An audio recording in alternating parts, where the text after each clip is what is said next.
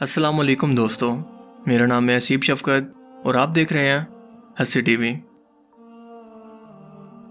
حضرت یونس علیہ السلام اللہ کے نبی تھے اور آپ کے نام پر قرآن پاک میں ایک سورت سورہ یونس کے نام سے موجود ہے۔ ان کا قصہ قرآن پاک کے اندر ایک انوکھا قصہ ہے اور آپ کا زمانہ 784 سے 860 قبل مسیح کے درمیان بتایا جاتا ہے۔ آپ سیدنا ابراہیم علیہ السلام کی نسل سے تھے، یعنی بنی اسرائیل، یا حضرت یعقوب علیہ السلام کی نسل سے، جن کا لقب اسرائیل تھا۔ حضرت یونس علیہ السلام کی عمر مبارک 28 سال تھی تو اللہ تعالیٰ نے انہیں نبوت عطا فرمائی۔ اللہ تعالیٰ نے انہیں شہر نینوا کے باشندوں کی ہدایت کے لیے رسول بنا کر بھیجا۔ آپ کا نام یونس ہے اور والد کا نام متا بن شتا ہے۔ بعض علماء کے مطابق متا ان کی والدہ کا نام ہے، جیسا کہ ابن کثیر نے فرمایا کہ متا ان کی والدہ کا نام ہے، جیسا کہ حضرت عیسیٰ علیہ السلام کی نسبت ان کی والدہ مریم کی طرف سے ہے، یعنی کہ عیسیٰ ابن مریم۔ دوستو، نینوا عراق کے شمال میں موجود موصل نام کا ایک مشہور شہر ہے جو کہ دریائے دجلہ پر آباد ہے اور ترکی اور شام سے قریب تر ہے، جس کے وسیع کھنڈرات آج بھی دریائے دجلہ کے مشرقی کنارے پر پائے جاتے ہیں۔ کہا جاتا ہے کہ اسی جگہ پر حضرت نوح علیہ السلام اور ان کی قوم بھی آباد تھی، جن پر عذاب نازل ہوا۔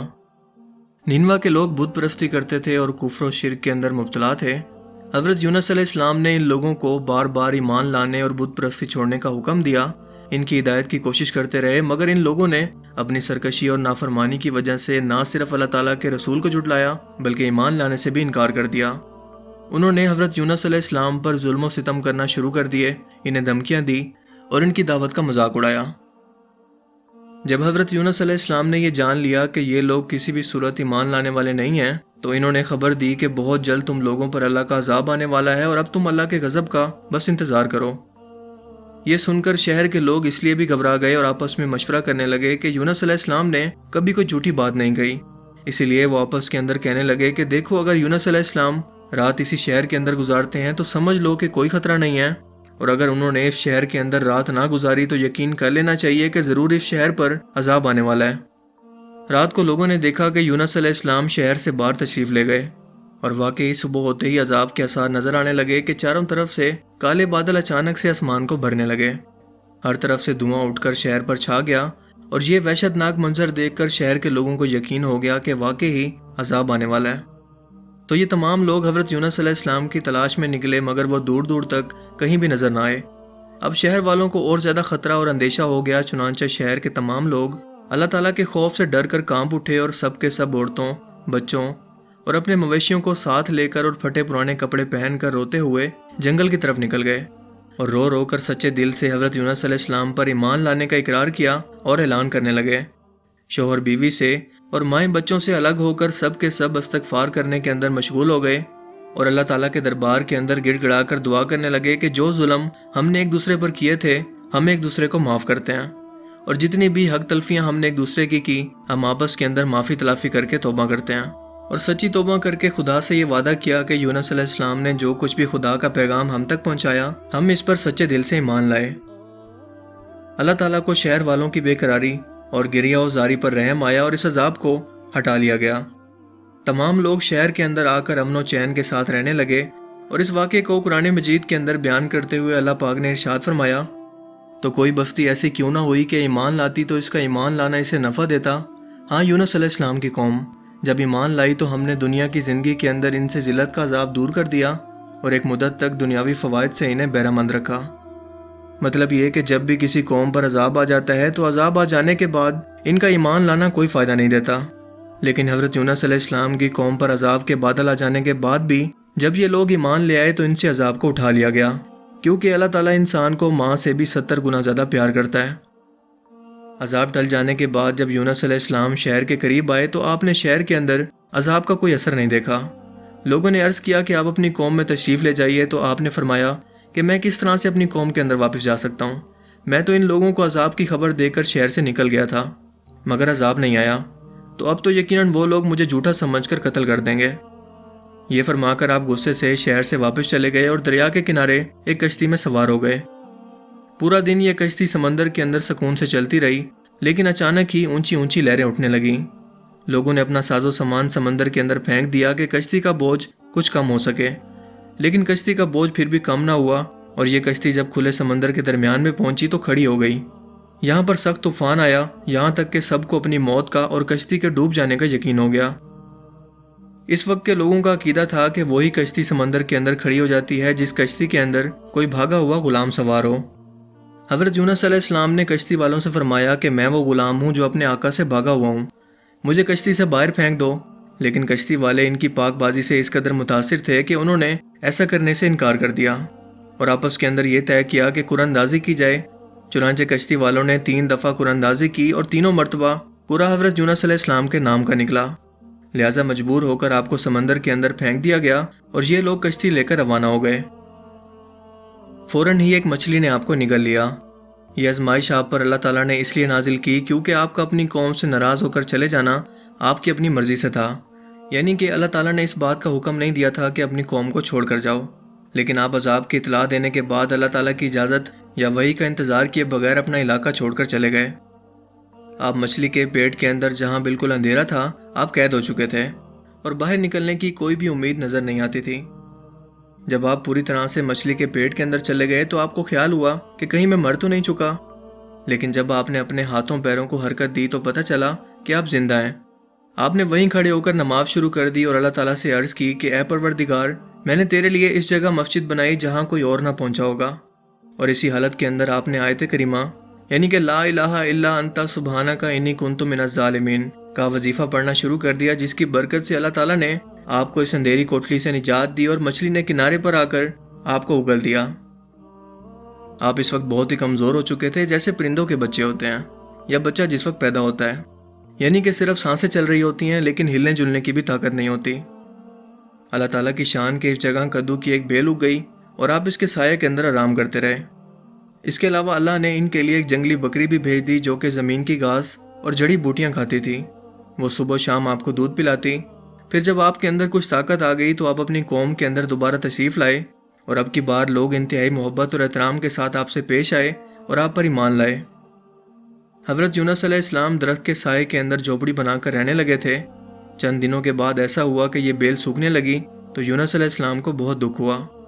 تب اللہ تعالیٰ نے وحی کے ذریعے ان کو مخاطب کیا اور فرمایا، یونس، تم اس بیل کے سوکھنے پر کتنے دکھ کا اظہار کر رہے ہو، جو کہ ایک حقیر سی چیز ہے، لیکن تم نے یہ نہیں سوچا کہ نینوا کی 1,00,000 سے زیادہ آبادی، جس کے اندر انسان اور جانور بھی شامل ہیں، اس کو ہلاک کر دینے کے اندر کیا ہم کو کوئی ناگواری نہیں ہوگی؟ اور کیا ہم اس کے لیے اس سے زیادہ شفیق اور مہربان نہیں ہیں جتنا تجھ کو اس بیل سے محبت ہے، جو تم وحی کا انتظار کیے بغیر قوم کو بد دعا کر کے ان کے درمیان سے نکل آئے؟ ایک نبی کی شان کے نزدیک یہ نامناسب تھا کہ وہ ایک قوم کے حق کے اندر عذاب کی بد دعا کرے اور ان سے نفرت کر کے الگ ہو جائے۔ رسول پاک صلی اللہ علیہ وآلہ وسلم نے ارشاد فرمایا کہ یونس علیہ السلام کی وہ دعا جو انہوں نے مچھلی کے پیٹ کے اندر مانگی تھی، یعنی کہ لا الہ الا انت سبحانک انی کنت من الظالمین، یہ دعا کوئی بھی مسلمان اپنے کسی مقصد کے حصول کے لیے ان کلمات کے ساتھ مانگ کر دعا کرے گا، اللہ تعالیٰ اس دعا کو قبول فرمائیں گے۔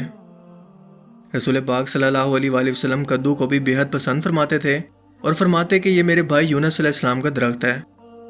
ہر اس درخت کو جس کا تنا نہ ہو یعنی بیل ہو، اس کی عمر تقریباً 1 سال سے زیادہ نہیں ہوتی۔ کدو کے اندر اور بھی بہت سے فائدے ہیں۔ یہ بہت جلدی اگتا ہے اور بہت جلدی بڑھتا ہے۔ اس کے پتوں کا سایہ گھنا ہوتا ہے کیونکہ وہ بہت بڑے بڑے ہوتے ہیں۔ اس کے پاس مکھیاں نہیں آتی۔ یہ کھانے کا بھی کام دے جاتا ہے اور چھلکے اور گودے سمیت لوگ اسے کھاتے بھی ہیں۔ آج کے موجودہ سائنسی دور کے اندر بنا ثبوت کے اگر کوئی شخص یہ بات کرے کہ آج سے ہزاروں سال پہلے کوئی شخص 40 دن تک ایک مچھلی کے پیٹ کے اندر رہا اور بعد میں زندہ بچ گیا، تو یقیناً کوئی بھی آپ کی بات کا یقین نہیں کرے گا، بلکہ لوگ آپ کو دیوانہ یا پاگل کہنے لگیں گے۔ لیکن کیا آپ جانتے ہیں کہ دنیا میں اس وقت بھی ایسے بہت سارے لوگ ہیں جو اس حقیقت کا مشاہدہ خود کر چکے ہیں اور دنیا کے سب سے بڑے سمندری جانور یعنی ویل کے پیٹ کے اندر حساسی طور پر پہنچ کر نہ صرف زندہ بچ گئے بلکہ پوری دنیا کو اپنی یہ کہانی بھی بیان کی۔ کوئنس کالج آکسفورڈ کے ڈاکٹر امروز جان ولسن، اور یہ واقعہ بائبل کے اندر بھی موجود ہے، تو انہوں نے حضرت یونس علیہ السلام کے مچھلی کے پیٹ کے اندر زندہ رہنے کے بارے میں جب تحقیق کی کہ حقیقت کا پتہ لگایا جا سکے، جس کے بعد انہوں نے ایک ریسرچ پیپر پبلش کیا جس میں وہ لکھتے ہیں کہ ویل مچھلی کے پیٹ کے اندر سانس لینے کے لیے کافی زیادہ آکسیجن ہوتی ہے، جو کہ انسان کے زندہ رہنے کے لیے بنیادی ضرورت ہے۔ اس کے پیٹ کا ٹیمپریچر 201 ڈگری فارنہائٹ ہوتا ہے، جو کہ انسان کے لیے بخار کا ٹیمپریچر ہے۔ اس کے علاوہ ویل مچھلی کچھ ہزار سال پہلے نہیں بلکہ آج سے 50 ملین سال پہلے بھی اسی طرح سے سمندروں کے اندر موجود تھی۔ یہ مچھلی حضور پاک صلی اللہ علیہ وآلہ وسلم کے مبارک دور کے اندر بھی موجود تھی۔ اس کے بارے میں ایک حدیث کچھ اس طرح سے بیان ہوتی ہے کہ حضرت جابر بن عبداللہ فرماتے ہیں کہ حضور نبی کریم صلی اللہ علیہ وآلہ وسلم نے ہم 300 سواروں کو ابو عبیدہ بن الجراح کی قیادت کے اندر کسی مہم پر روانہ کیا۔ ہم ریگستانی علاقوں کی طرف نکل گئے اور ہمارا راشن ختم ہو گیا۔ خوراک کی اتنی کمی ہو گئی کہ ہم نے کانٹے دار جھاڑیاں بھی کھائی، لیکن کیا دیکھتے ہیں کہ اچانک سمندر کے کنارے پر ایک بہت بڑی مچھلی موجود ہے۔ ہم نے اس مچھلی کو آدھے مہینے تک کھایا، اور پھر ابو عبیدہ بن الجراح نے ایک دن اس مچھلی کی پسلی لی اور اس کو کھڑا کیا تو ایک اونٹ پر سوار ایک آدمی اس پسلی کے نیچے سے گزر گیا۔ مدینہ واپس آ کر ہم لوگوں نے اس مچھلی کا گوشت نبی کریم صلی اللہ علیہ وآلہ وسلم کی خدمت کے اندر پیش کیا تو انہوں نے اسے قبول فرما لیا۔ اس مچھلی کو امبر کا نام دیا گیا، اور تحقیقات سے معلوم ہوا کہ دواؤں کے اندر استعمال ہونے والی امبر اسی مچھلی کا فضلہ ہے، یعنی کہ یہ ویل مچھلی تھی۔ 1890 میں ایک جہاز فاک لینڈ کے قریب ویل مچھلی کا شکار کر رہا تھا، جس میں کئی لوگ سوار تھے۔ ان میں ایک شکاری جیمز اچانک سمندر میں گر پڑا اور ویل مچھلی نے اسے نگل لیا۔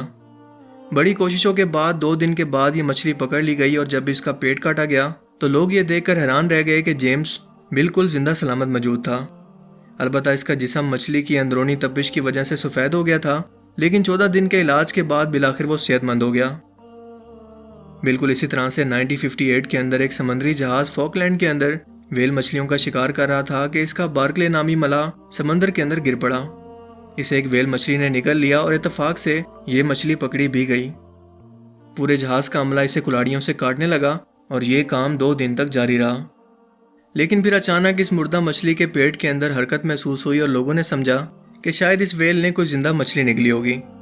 لیکن جب اس کا پیٹ چیرا گیا تو چربی کے اندر لتھڑا ہوا بارکلے وہاں پر موجود تھا، اور 2 ہفتوں کے علاج کے بعد وہ ہوش میں آ گیا، اور صحت مند ہونے کے بعد اس نے اپنی آپ بیتی سنائی کہ جب میں سمندر میں گرا تو میں نے پانی کے اندر ایک شدید سرسراہٹ محسوس کی، جو کہ ایک ویل مچھلی کی دم سے پیدا ہو رہی تھی۔ میں بے اختیار اس کی طرف کھینچا چلا جا رہا تھا۔ اچانک میں نے خود کو ایک اندھیرے والی جگہ کے اندر محسوس کیا، اور اپنے آپ کو ایک نرم مگر تنگ راستے سے گزرتا ہوا محسوس کیا، اور پتہ چلا کہ میں ایک نرم مگر تنگ راستے کے اندر موجود ہوں۔ یہاں پر بہت زیادہ پھسلن تھی۔ کچھ ہی دیر کے بعد میں نے محسوس کیا کہ میں ایک بہت ہی کھلی جگہ کے اندر پہنچ گیا ہوں، جس کے ارد گرد نرم اور چکنی دیواریں کھڑی ہیں، جنہیں میں نے اپنے ہاتھ سے چھوا، جس کے بعد مجھ پر یہ حقیقت کھلی کہ میں ویل مچھلی کے پیٹ کے اندر موجود ہوں۔ میں نے خوف کی جگہ اطمینان حاصل کرنے کی کوشش کی، کیونکہ یہاں کی خاموشی میرے کانوں اور دماغ کے لیے جان لیوا تھی۔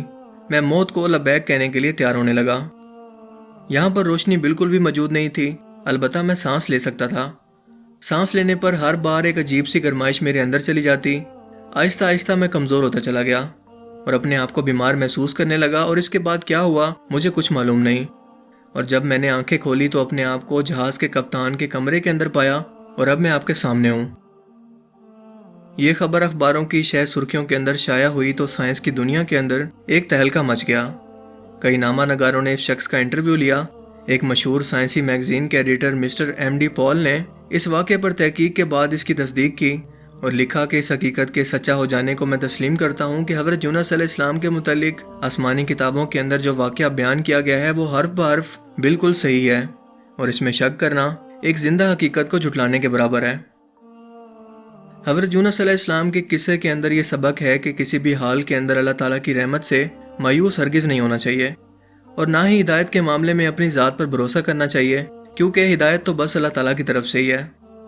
آپ کا کام تو صرف ہدایت کا پیغام پہنچانا ہے، لیکن ہدایت دینا یا نہ دینا یہ اللہ تعالیٰ کی طرف سے ہے، اور یہ بھی کہ قرآن کریم کا ہر ایک لفظ حق اور سچ ہے، جسے آج نہیں تو کل سائنس سچ ثابت کرنے کے قابل ہو جائے گی۔